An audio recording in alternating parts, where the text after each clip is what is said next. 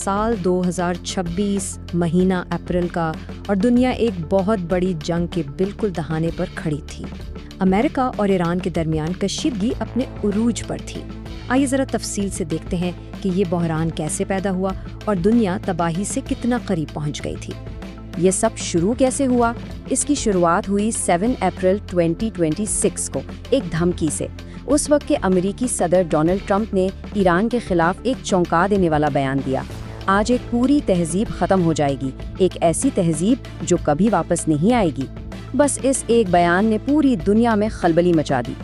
तो यहाँ सबसे बड़ा सवाल यही पैदा होता है कि आखिर अप्रैल 2026 में हुआ क्या था?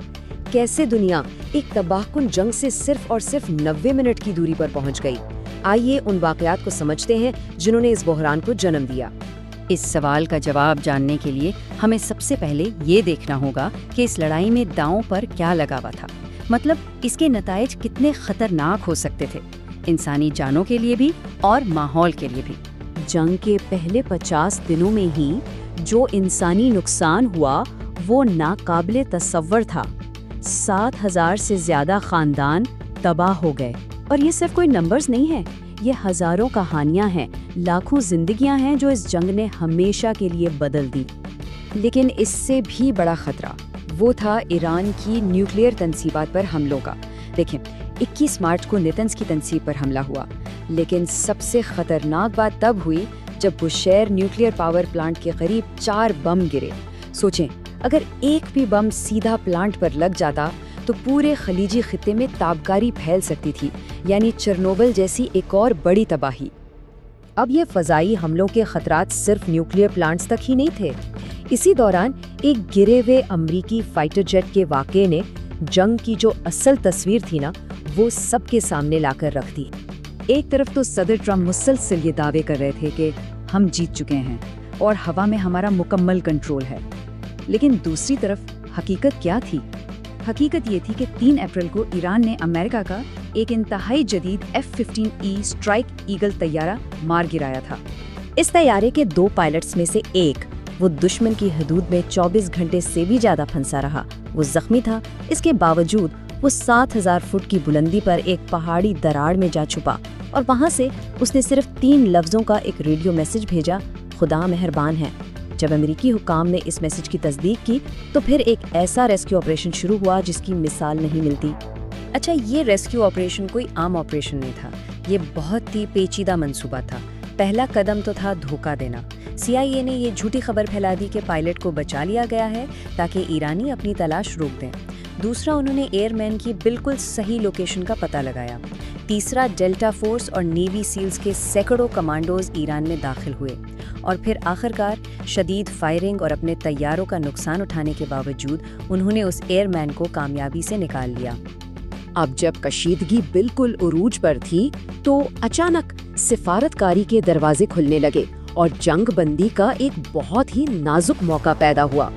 ट्रंप की दी हुई डेडलाइन खत्म होने में सिर्फ 90 मिनट बाकी थे कि एक बिल्कुल गैर मुतवक्का ऐलान सामने आया। पाकिस्तान ने बीच में पड़कर अमेरिका और ईरान के दरमियान 2 हफ्तों की जंग बंदी करवा दी। पाकिस्तान के वजीर आजम ने तो अपने बयान में साफ साफ कहा कि जंग बंदी के दौरान लेबनान और बाकी तमाम मुल्क महफूज रहेंगे। लेकिन उसके फौरन बाद ही अमेरिकी नायब सदर का बयान आया जिसने सबको उलझा दिया। उन्होंने कहा कि अमेरिका ने लुबनान को जंग बंदी में शामिल करने का कोई वादा नहीं किया था। इस तजाद ने सफारती सतह पर बहुत गड़बड़ पैदा कर दी।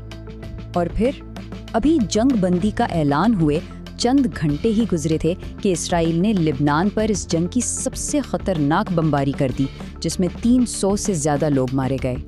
इस एक हमले ने अमन की जो छोटी सी उम्मीद थी उसे तकरीबन ख़त्म ही कर दिया। तो ये अमन मुज़ाकरात क्यों नाकाम हुए? उसकी वजह थे कुछ बुनियादी इख्तिलाफात जिन पर कोई समझौता नहीं हो सका। जैसे कि अमेरिका का मुतालबा था कि ईरान 20 साल के लिए अपनी न्यूक्लियर सरगर्मियां बंद करे, लेकिन ईरान सिर्फ 5 साल के लिए राज़ी था। इसी तरह पाबंदियां हटाने और खिते से अमरीकी फ़ौजों के निकलने जैसे बड़े मसलों पर भी कोई बात नहीं बन सकी। अब जब डिप्लोमेसी नाकाम हो गई तो आबनाए हुर्मुज़ में इक़्तिसादी जंग का एक नया और बहुत ही ख़तरनाक दौर शुरू हो गया। यहाँ सूरत हाल ये थी कि आबनाए हुर्मुज़ में एक नहीं बल्कि 2 नाकाबंदियाँ चल रही थीं। एक तरफ थी ईरान की नाकाबंदी जो अपने दोस्त ममालिक जैसे चीन को तो गुजरने दे रहा था, लेकिन दुश्मनों के जहाज रोक रहा था। दूसरी तरफ थी अमेरिका की नाकाबंदी, जिसका मकसद था ईरान की बंदरगाहों तक पहुंचने वाले हर जहाज को रोकना, चाहे वो किसी का भी हो। इससे पूरी दुनिया की तिजारत के लिए एक बहुत ही गैर यकीनी सूरत-ए-हाल पैदा हो गई। इस दौरान ईरान के इक़दामात ने भी दुनिया भर में उलझन पैदा कर दी। 17 अप्रैल को ईरान ने ऐलान किया कि आब-नाए हुर्मुज़ तिजारती जहाज़ों के लिए खुली है, लेकिन अगले ही दिन सुबह को अपना फैसला बदल दिया और उसे दोबारा बंद कर दिया। और दोपहर होते होते तो ईरानी गन बोट्स ने 8 भारतीय जहाज़ों पर फायरिंग करके उन्हें वापस भेज दिया। जंगबंदी की मुद्दत अब ख़त्म होने वाली थी और बहरान एक बार फिर अपने उरूज पर पहुंच रहा था। हालात बहुत ही गैर मुस्तहकम थे। 22 अप्रैल को अमेरिका और ईरान की जंगबंदी ख़त्म हो रही थी। दूसरी तरफ इसराइल और लुबनान के बीच एक अलग 10 दिन की आर्जी जंगबंदी चल रही थी। इसराइल के अपने इक़दामात अब भी एक बड़ा सवालिया निशान थे और न्यूक्लियर प्रोग्राम जैसे बड़े मसाइल वैसे के वैसे ही थे।